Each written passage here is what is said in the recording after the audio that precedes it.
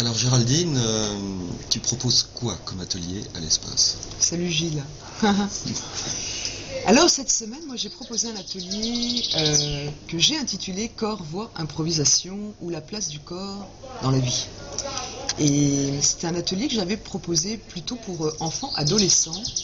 Et puis en dernière minute, j'ai voulu l'ouvrir à tous les âges de la vie. Et donc la semaine là se termine pour moi. Et j'aimerais ça exprimer que c'est vraiment très beau de se sentir relié, être avec des enfants, des ados, des adultes, des hommes, des femmes, des grands, des petits, des gens qui ont déjà fait un travail de développement sur eux, d'autres qui arrivent comme ça, des gens qui ont fait du théâtre, d'autres qui n'en ont pas fait, qui ont une aisance dans le mouvement avec leur corps ou pas. Et qu'en fait, vraiment, on peut s'accueillir dans ce que l'on est,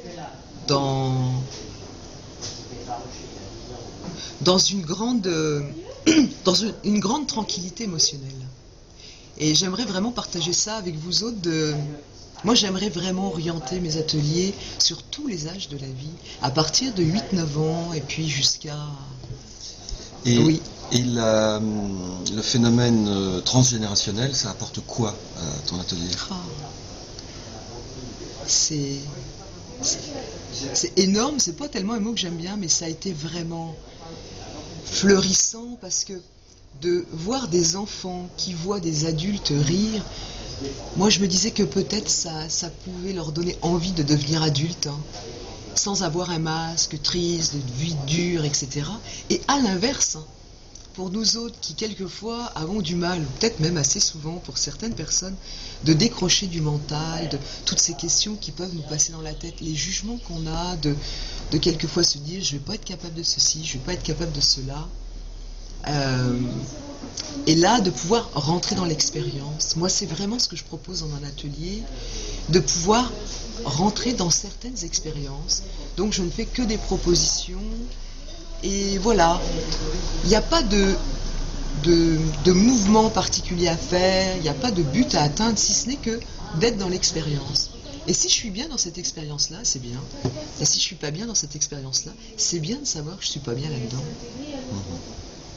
Et puis moi je me dis, c'est vraiment ce que je partage, que peut-être si je ne suis pas bien dans cette expérience-là, chouette, ça veut dire que je peux faire des réglages par rapport à ça. Par exemple, le mouvement du corps, ou par exemple, la voix chanter ou parler, de pouvoir s'exprimer devant un petit groupe de personnes. Là, dans l'atelier, comme on était très nombreux, j'ai fait comme des petites familles. Donc, on peut se mettre au milieu de la famille et pouvoir parler devant 2-3 personnes, et là c'est sécurisant, et puis ensuite pouvoir être amené à parler devant le groupe, ou pouvoir être en mouvement devant 2-3 personnes. On recrée la cellule familiale pour ensuite aller dans le groupe. Là on était entre 25 et 30, et je pense que ça peut faire une belle passerelle pour ensuite aller du groupe de l'espace au groupe en dehors de l'espace. Et donc le plus jeune enfant avec quel âge? Oui, il avait 9 ans. Il avait 9 ans. Oui. Et le plus vieil enfant? J'ai pas demandé, je sais pas. Si je dis 77 ans, ça passera jamais. Non, je sais pas. En tout cas, c'était vraiment, vraiment gai de voir les visages des uns et des autres. Surpris aussi de se retrouver ensemble. Dans nos sociétés, on a tellement l'habitude d'être séparés, les petits, les grands. Et peut-être se dire que les petits, c'est l'avenir de l'humanité, alors peut-être on peut les regarder autrement, et de pouvoir faire un exercice avec quelqu'un qui a 9 ou 10 ans, et de se voir dans ce regard-là, ça a été émouvant pour beaucoup d'adultes. Hein. Et ça a été émouvant, je pense, aussi pour beaucoup d'enfants et d'ados. Et pour moi aussi. Peut-être aussi ça permet de se retrouver dans, j'allais dire tribu, mais voilà, je ne sais pas si on comprend encore ces termes-là ici en Europe, mais de se sentir dans quelque chose où on n'est pas tous pareils, de même âge, de pouvoir se sentir reliés comme ça. Peut-être je répète un peu la même chose, mais ça a vraiment été ça cette semaine. avec cette joie de vivre réveillée au niveau du groupe, quoi, de cette énergie.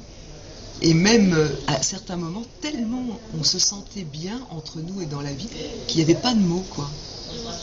C'était comme si on aurait pu rester dans ce silence-là, peut-être pendant un grand temps. Enfin, c'était voilà, se sentir relié, ne plus se sentir seul. Et le corps, pour ça, est vraiment un outil. Mais toi, Gilles, tu le sais, que le corps nous permet tellement une grande liberté. Ou non. Ou non, oui, on peut se sentir cousu dans son corps et puis être un peu coincé, mais il me semble pour moi, c'est jamais définitif ce genre de choses. Et que quand on passe par le corps, c'est ce que j'ai vécu moi dans ma vie. Ça permet aussi de laisser aller les questions, le mental, et de peut-être d'entrer dans une autre dimension de la vie et peut-être toucher une liberté dont on n'avait pas connaissance avant, quoi. Moi, ça a vraiment changé ma vie de bouger mon corps, d'utiliser ce corps comme un instrument de musique. Et ça viendrait pas à personne de jouer de la guitare sans l'accorder, voilà. Se sentir en accord avec son corps. Merci Géraldine. Ah, merci à toi, Gilles.